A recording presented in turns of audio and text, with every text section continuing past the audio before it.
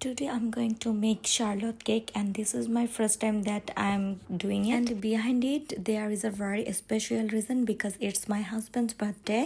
Every year তো cake কিনে আনি সবকিছু বাসায় কুক করলেও, বাট এবার ভাবছিলাম কেননা আমি বাসায় বানাই। আর কেক বানাইনি তার কারণ হচ্ছে আমি কখনো কেক এর আগে বানাইনি, আর হয়ও না মেবি আমার দ্বারা, কারণ আমি একবার ট্রাই করেছিলাম, ওইটা মজা হয়েছিল but kind of brownie type হয়ে গিয়েছিল। But it wasn't my fault, তার কারণ হচ্ছে আমি ময়দাটা রং চুজ করেছিলাম। এখানে ময়দার ডিফারেন্ট নাম্বার থাকে, সো যেটা নেওয়া দরকার ছিল আমি ওইটা না নিয়ে অন্য একটা ময়দা নিয়েছিলাম। বেসিক্যালি আমি ভেবেছিলাম বাংলাদেশের মতো ময়দা তো ময়দাই, বাট এখানে যে নাম্বারিং আছে এটা আমার জানা ছিল না তখন। সো যাই হোক, শার্লট কেক বানানোর জন্য আমি এটা একটু তেরামিসু স্টাইলে করেছি। দ্যাটস ওয়াই আমি প্রথমে 6টা ডিমের কুসুম নিয়ে নিয়েছিলাম, অ্যান্ড তার মধ্যে চিনি দিয়ে আমি এটাকে ভালো মতো একটা উইক্সারের সাহায্যে উইক্স করে নিচ্ছিলাম আর কি, মিশিয়ে নিচ্ছিলাম। ওর সাথে আমি একটু ভ্যানিলা এসেন্সও দিয়েছিলাম। আপনারা এসেন্সটা এই পর্যায়েও দিতে পারেন অথবা নেক্সট স্টেপে গিয়েও অ্যাড করতে পারেন। এরপরে আমি একটা পাত্রে পানি নিয়েছিলাম, অ্যান্ড তার মধ্যে ওই বলটাকে বসিয়ে দিয়েছি। অবভিয়াসলি পানিটা কিন্তু ওই বলে লাগতে হবে, এরকমভাবে দিবেন, আবার যেন উপর দিয়ে চলে না আসে এটাও খেয়াল রাখতে হবে। দেন এটাকে খুব ভালো মতো এরকম করে নাড়তেই থাকতে হবে অনবরত। যখন কিনা কুসুমটা এরকম একটু সাদাটে হয়ে আসবে তখন আমরা এটাকে নামিয়ে নিব। এখানে কিন্তু কুসুমটা একদমই কাঁচা নেই, এটা ভাবার কোনো অর্থই নেই, কেননা পানির ভাপে এটা অলরেডি কুকড হয়ে গেছে। আর এরপর আমি এর মধ্যে মাস্কারপোনে যে চিজটা আছে এটা দিয়ে দিব। মাস্কারপোনে চিজটা কিন্তু এটার মধ্যে খুব বেশি ইম্পর্ট্যান্ট। এরপরে এটাকেও খুব সুন্দর করে আলতো হাতে মিক্স করে নিতে হবে। একদমই খুব বেশি প্রেশার দিয়ে করতে যাবেন না, খুব ধীরে সুস্থে সময় নিয়ে করতে হবে এটাকে।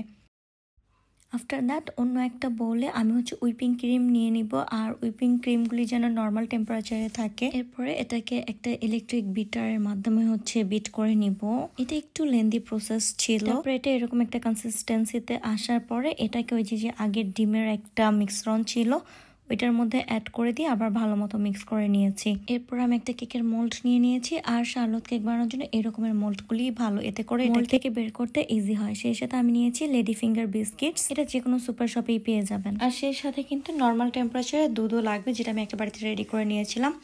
এরপর আমি বিস্কিটগুলির নিচের দিক থেকে কিছুটা করে কেটে নিব, যেন নিচের দিকটা একটু সমান হয়, এতে করে বিস্কিটটা সুন্দর মতো দাঁড়াতে পারবে। সবগুলি বিস্কিট কিন্তু একই মাপে কাটতে হবে। এরপর আমি আগে থেকে রেডি করে রাখা দুধের মধ্যে একটা একটা করে বিস্কিট ভিজাবো, আর এই মোল্ডের মধ্যে ঠিক এভাবে করে দাঁড় করিয়ে দিব।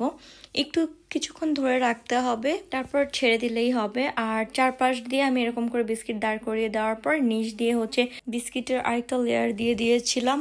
আর খেয়াল রাখতে হবে যেন বিস্কিটগুলি খুব বেশি চুবিয়ে না ফেলা হয়। এর উপরে আমরা যে ক্রিমটা রেডি করে রেখেছিলাম সেই ক্রিমটার একটা লেয়ার দিয়ে দিব। ক্রিমের লেয়ার দেওয়া হয়ে গেলে এর উপরে আমি বিস্কিটের আরো একটা লেয়ার দিয়ে দিব, এন্ড দেন এগেইন অবশিষ্ট ক্রিমগুলি সব আমি উপর দিয়ে দিব। আমি পুরোটা ফিল করব না। এরপর এটাকে আমি ফ্রিজে রেখে দিয়েছিলাম সেট হওয়ার জন্য। সেট হওয়ার জন্য 2-3 ঘন্টায় যথেষ্ট, বাট আমি নেক্সট ডে বের করেছিলাম যখন আর কি আমার দরকার ছিল। তারপর আমি এটাকে ডেকোরেশনের জন্য কোনো বাড়তি কিছু করিনি, জাস্ট উপর দিয়ে 2টা স্ট্রবেরি দিয়ে দিয়েছিলাম। And yes, here is my charlotte cake. First time হিসাবে look was good and taste was also good.